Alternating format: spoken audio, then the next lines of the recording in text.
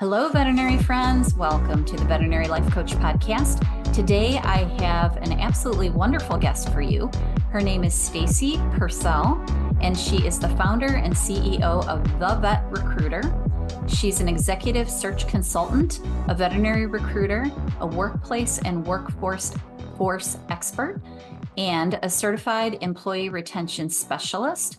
She was the first recruiter to serve in the veterinary profession in the United States, which I think is really awesome.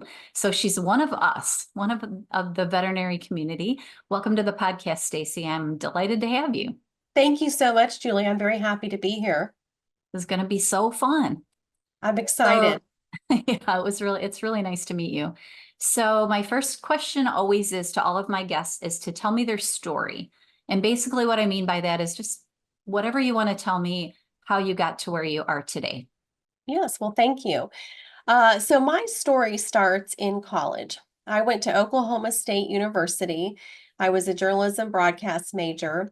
At OSU, I anchored and produced the daily newscast, and I was a writer for the newspaper at Oklahoma State. And Oklahoma State was getting a new president of the school. They hired an executive search firm. The editor of the newspaper sent me to interview the dean who was in charge of hiring the search firm. And I went out and wrote a story about that process. I became very fascinated with the executive search process because I thought it sounded very mysterious. And what I learned that day just fascinated me and set the stage for my entire career. Um, when I met my husband, he's a CPA. He doesn't work as a CPA now. He actually works with me as a recruiter. He was working for Deloitte and Touche, and he was getting calls from recruiters all the time. And then his sister became a recruiter back in the 90s when all the Y2K stuff, she was doing a lot of IT recruiting.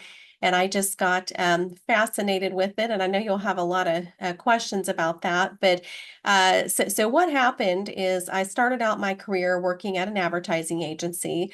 I worked for a Fortune 500 company. I worked in their communications group. I was a director of sales for a business publication. And then I also did a lot of writing for the publication because I am a writer as well. And I got into executive search back in the 90s. I was hired to work for a large international executive search firm. I was primarily in charge of filling roles in the sales and marketing area for food and beverage companies. So I was working with large Fortune 500 companies to find VPs of marketing, directors of marketing, VPs of sales, and a variety of other positions. So one of my clients was a human food company that had a pet food division, and they needed to hire somebody to run their sales division. So I placed somebody to run sales for this pet food company. And through that search, I was networking and connecting with quite a lot of executives that were running pet food divisions. So one of those people ended up becoming a client. He didn't get the job. I placed somebody else in the position, but he was with a different pet food company. And so they needed to hire a veterinarian. So I went for a high level role. It was like a chief veterinary officer role. So I went back to my boss at the time, and I said, I've been asked to find a veterinarian. And he laughed and he said, well, if you can figure out how to spell the word veterinarian, because it's a hard word to spell, then tell them that you'll fill that position, because the search process is no different to find a veterinarian than it is to find a VP of sales. Well, it turns out that he was right. The search process is the same. So I filled that position. Then I connected with some of the people that I had recruited for that position. And when you're a recruiter, your job is really networking, and it's to be a connector between somebody that's hiring. Well, your job is you're hired by the employer, and your job is to find them the best candidate for that position. But through that, as you're talking to candidates work for other companies. Those companies have a need to hire as well. And so I got connected with an animal health pharmaceutical company that was doubling the size of their sales team. And I helped them with that. And then they needed help finding regulatory people, and they needed help building a pharmacovigilance team. And then another pharmaceutical company called, and they needed help with R&D positions. And then I got connected with an HR director at a major pet retail company. He was a veterinarian. He was running human resources for a large pet retail chain.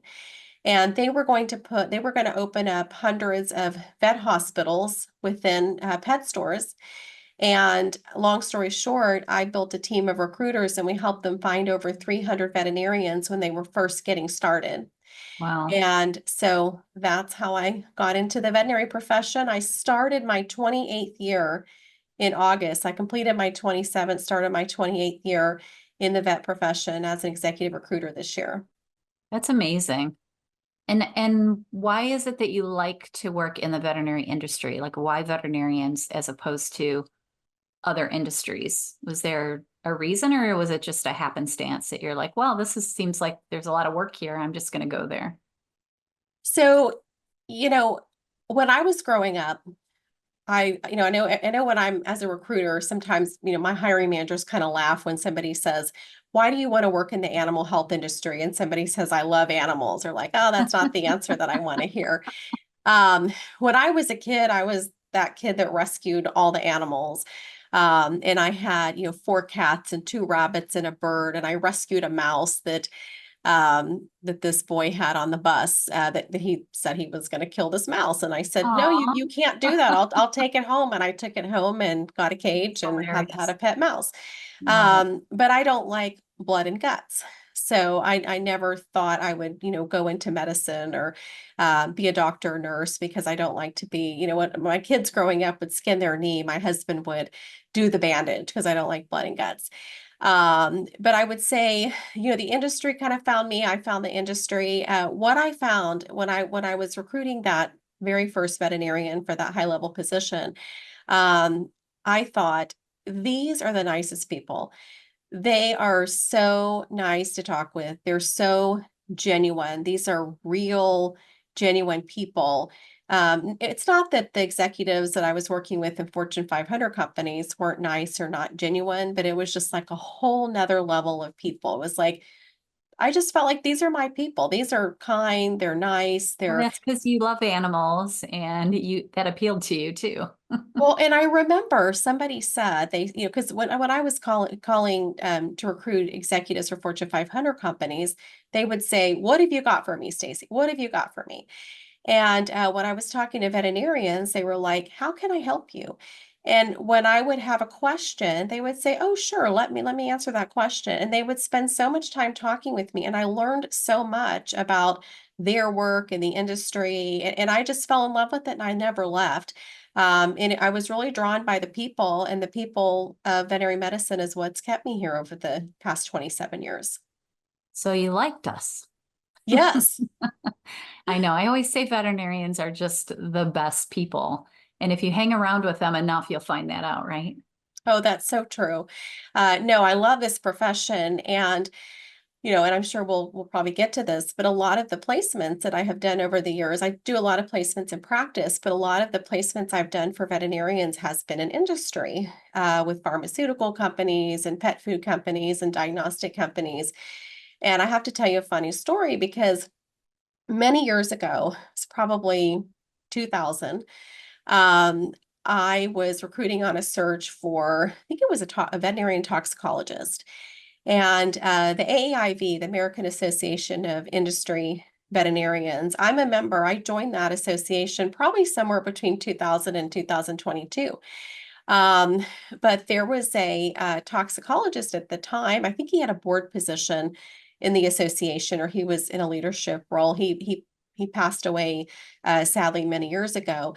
But he was the nicest person, and I would call him and I would say, who would you recommend for this position or that position? And he would have his directory of the AIV.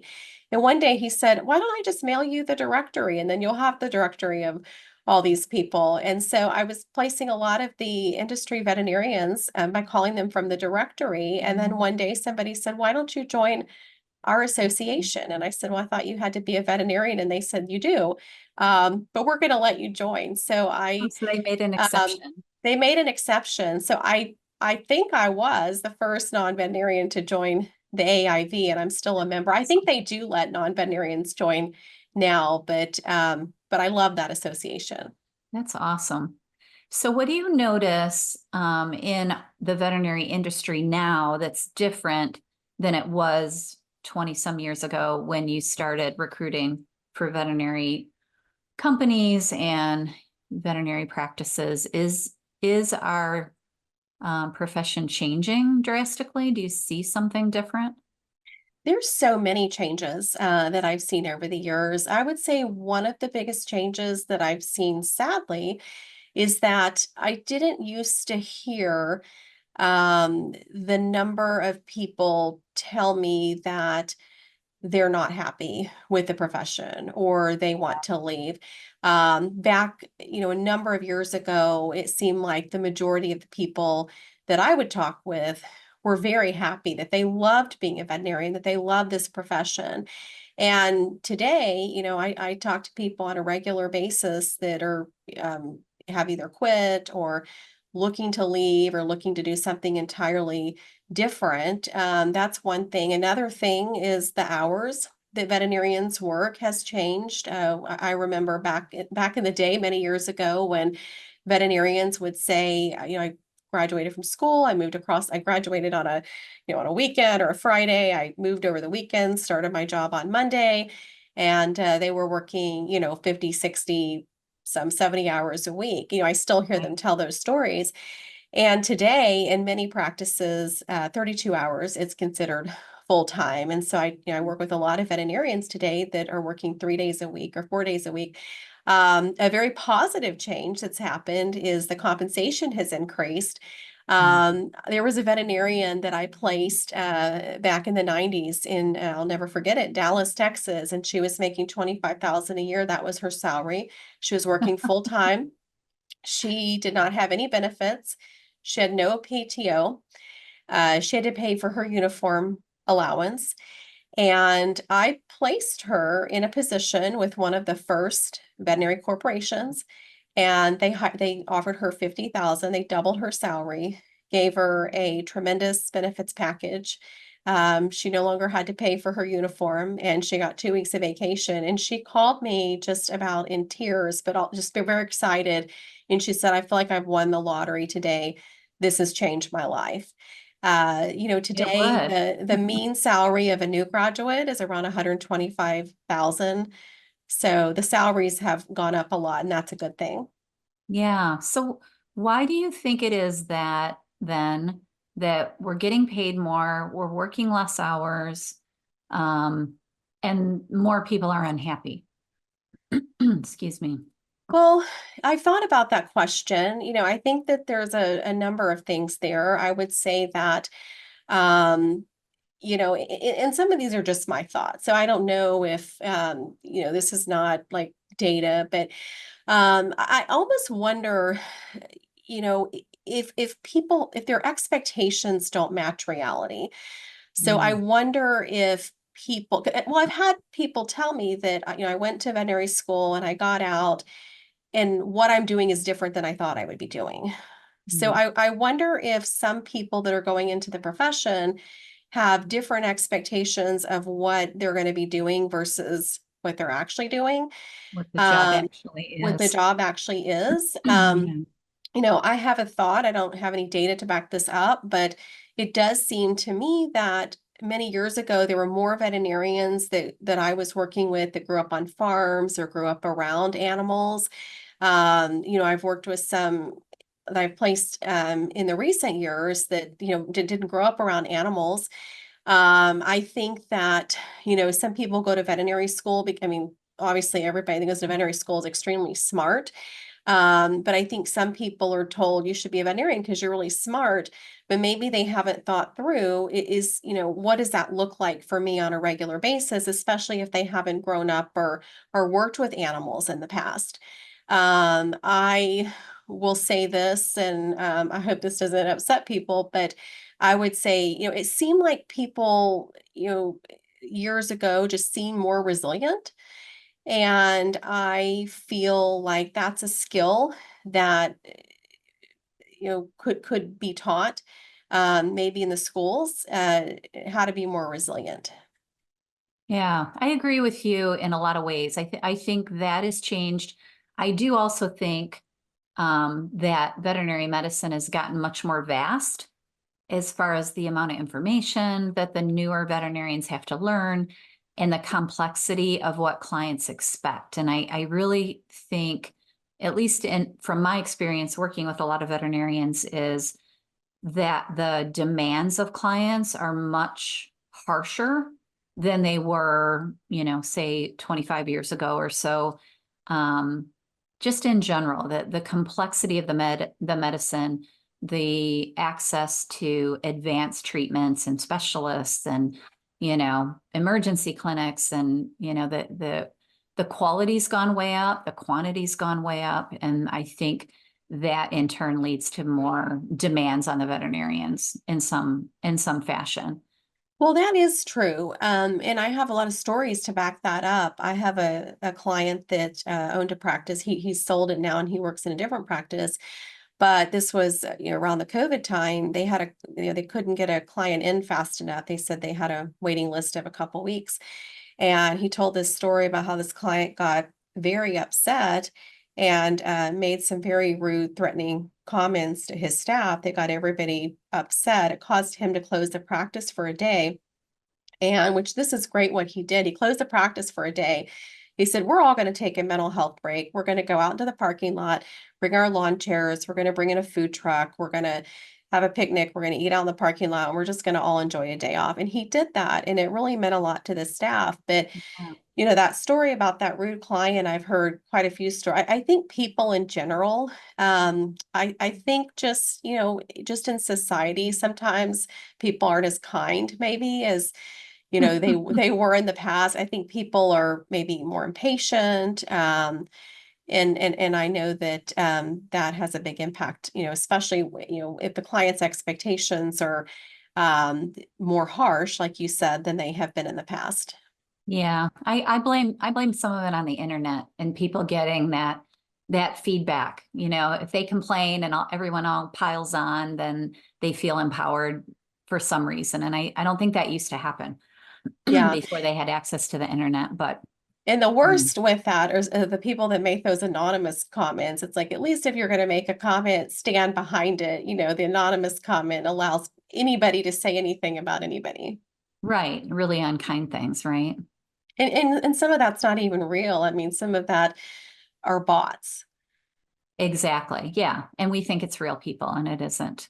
Yeah, I try to teach some of that when I talk to my veterinarians. It's like if one person complains, that's one person and you're making hundreds happy. So try to like screen some of that out. And it's difficult, I know. So if somebody is out there job hunting, let's say, do you have specific advice for them on how to find the right job that they're looking for, either the right clinic setting, if they're trying to go from one veterinary hospital to another, or if they want to do something else in industry? Do you have advice for people on how to know what's right for them? Yeah. So a couple things there. I would say, first of all, keep an open mind. Because sometimes, and I think at the same time I say have an open mind, I say also have a list of what you're looking for, but don't rule things out that could be possibilities because maybe you haven't thought of them. There are so many job opportunities out there in the world, and especially in veterinary medicine. So a number of years ago, the head of regulatory affairs for Coca-Cola was a veterinarian. The head of quality assurance for Campbell Soup was a veterinarian. There are so many jobs out there for veterinarians. There are veterinarians that work outside the animal health industry, in human pharma or human, biologics. But they're specifically looking for veterinary skills. So because I've placed veterinarians throughout practice and also industry, I've seen so many different jobs. So keep an open mind. I once had a veterinarian tell me, she said, she said, I'm really burnt out on practice. I will never take another job in practice. And she was looking for a position in industry. I ended up placing her in a practice that was really near where she lived. And I kept in touch with her. I talked to her a couple years later and I said, are you happy in practice, or at some point you're thinking about industry? She said, I'll never go to industry. This is the best practice ever. So it was just that the practice that she was in at the time wasn't a good fit for her with her values and culturally and the way they operated. And the practice that I placed her in was a great fit. And she loved the culture and the people and the workflow. And then, I placed people in industry that thought I would never leave practice. And then they go to industry and they end up doing something that they love and things that they had never thought about. So I'd say, keep an open mind, but at the same, also have a list of things that are important to you. I think people go to companies because of people, and they leave companies often because of people. So you also want to go in a place where you fit in with the culture, where the culture is a good fit for you, and have similar values as well. Well, and that brings me to your workplace workforce expert. Can you explain to us what that means? I Yes. haven't heard someone called a workplace workforce expert, and I think that's interesting. Yeah, so recruiters are workplace workforce experts because, me personally, I work with hundreds of different employers. I work with Fortune 500 companies. I work with pharmaceutical companies, pet food companies, diagnostic companies. I work with large corporate practices. I work with independent practices. I work with startups. So, I get to see inside all of these different companies and how they work, and in working with people through the interview process, you become a workplace workforce expert, just the nature of the executive search work that recruiters do.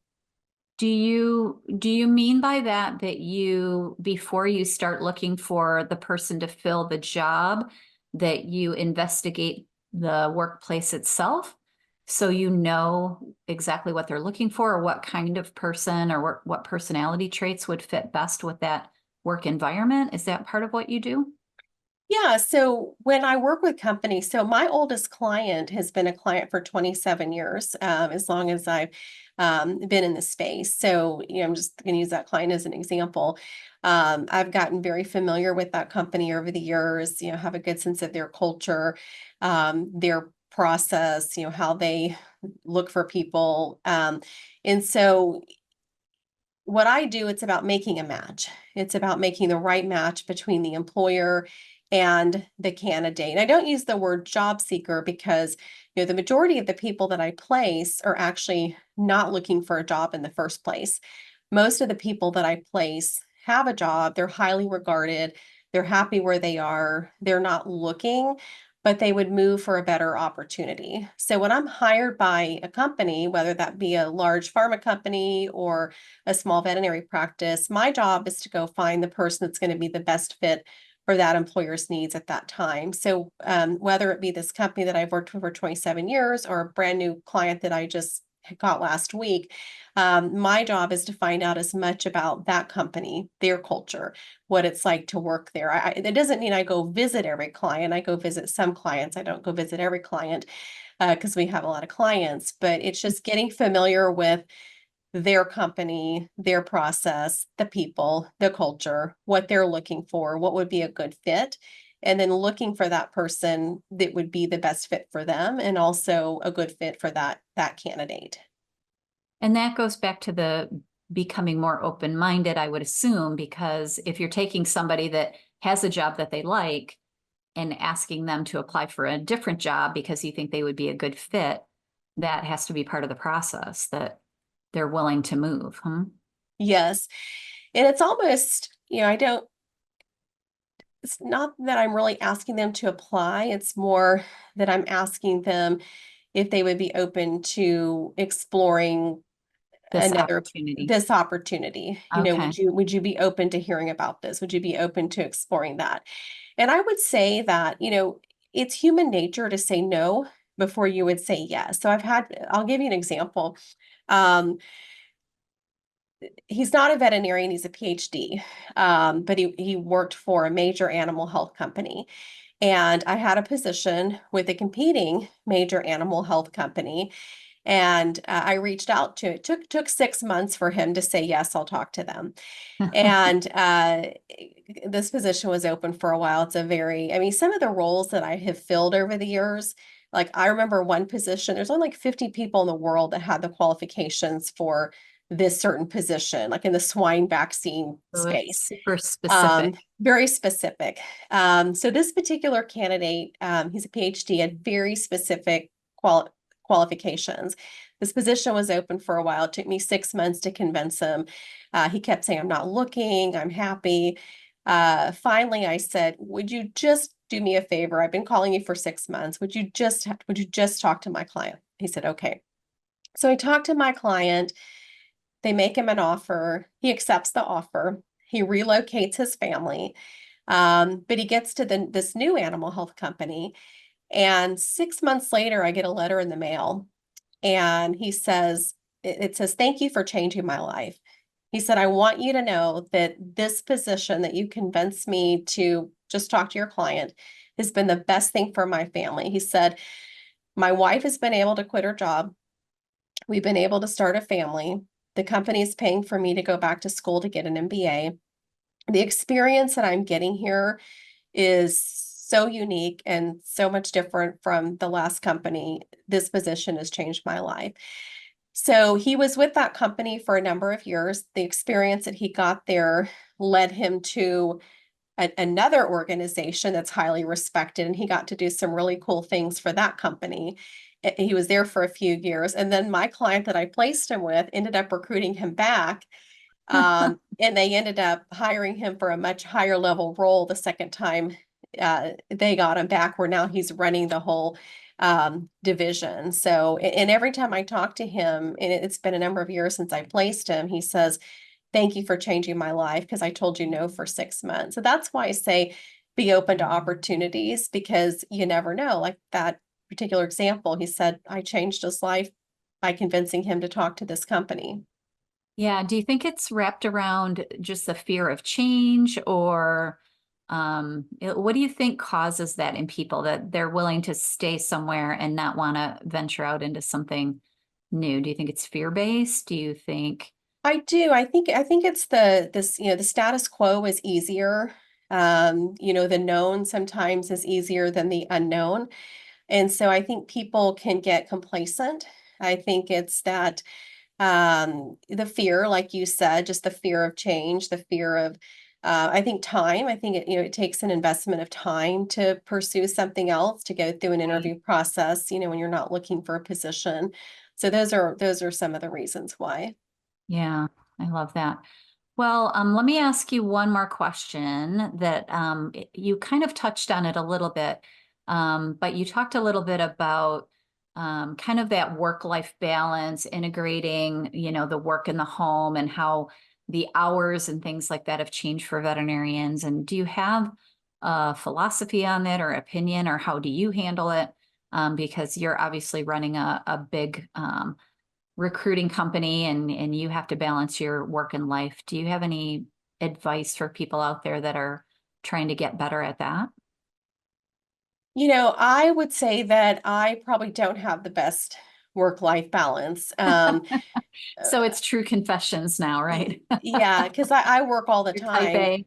Well, I'm type A, but on top of that, so I have 5 children. My youngest is Oh, wow. 17. My oldest daughter will turn 25 in February. My youngest is 17.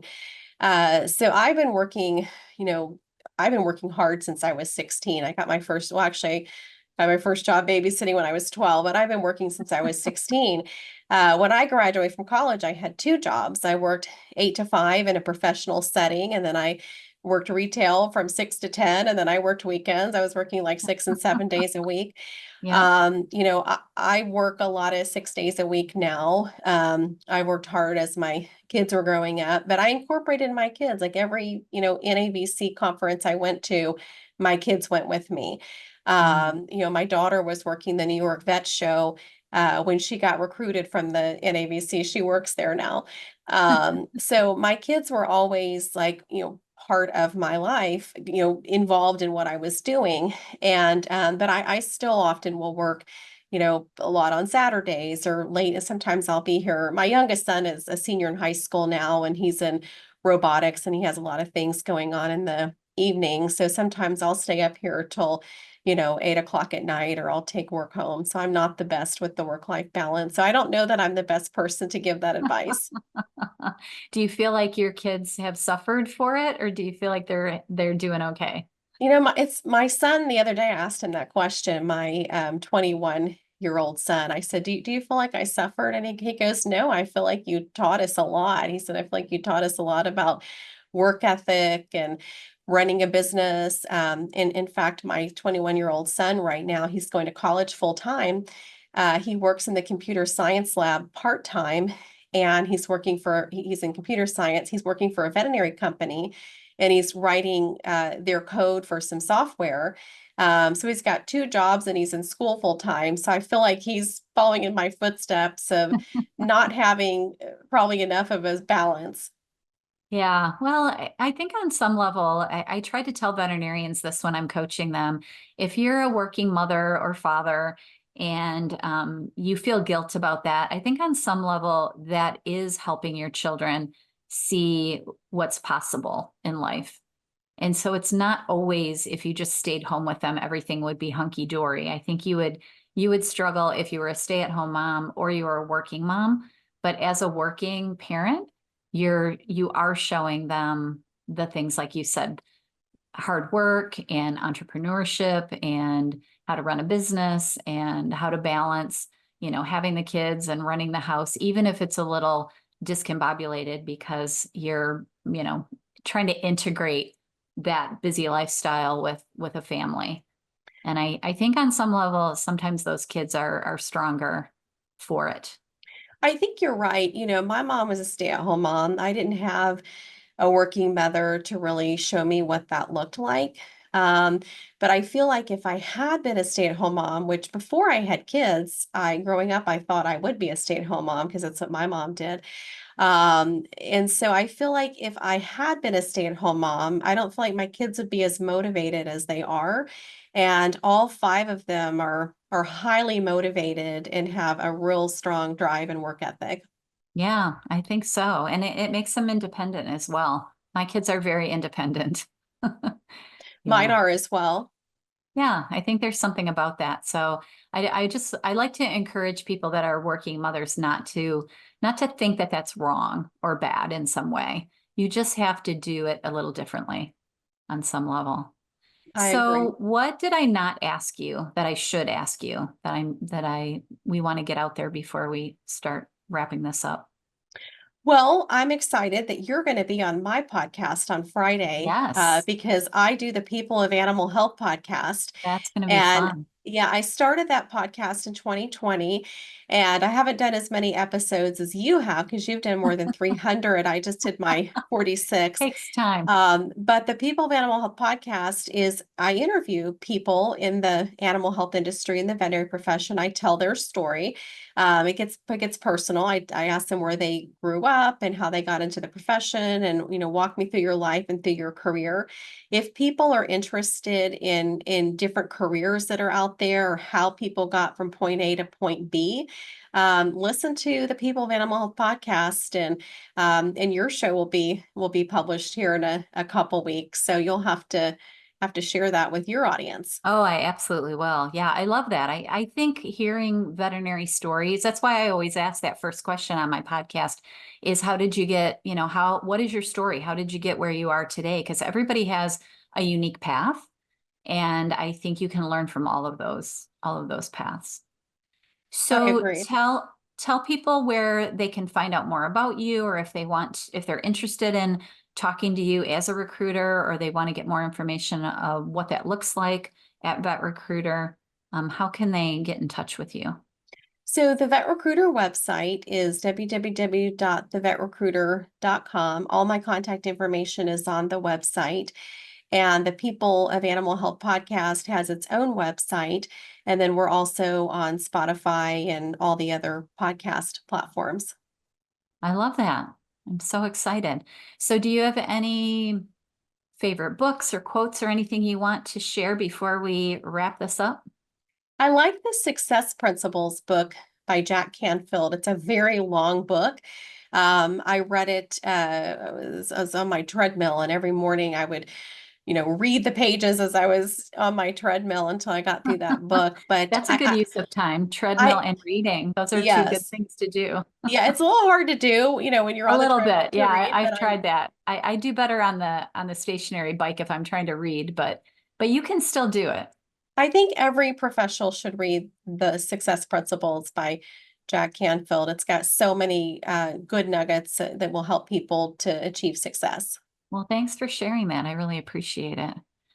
So I'm just super happy to meet you. I've loved speaking with you. I'm so excited to speak with you again on Friday. And hopefully this podcast and the podcast that I'm on with you will be out at a similar time so we can share it with our audience. Yeah, we have about a 2 week turnaround. So I look forward to having you on my podcast on Friday, Julie. And thank you so much for having me on your podcast today. Yeah, it's been so much fun. So everyone, this is Stacy Pursell, and she is with Vet Recruiter, and I'm really thrilled that you were here. Have a beautiful week, everyone. Bye. Bye, Stacy. Bye, Julie.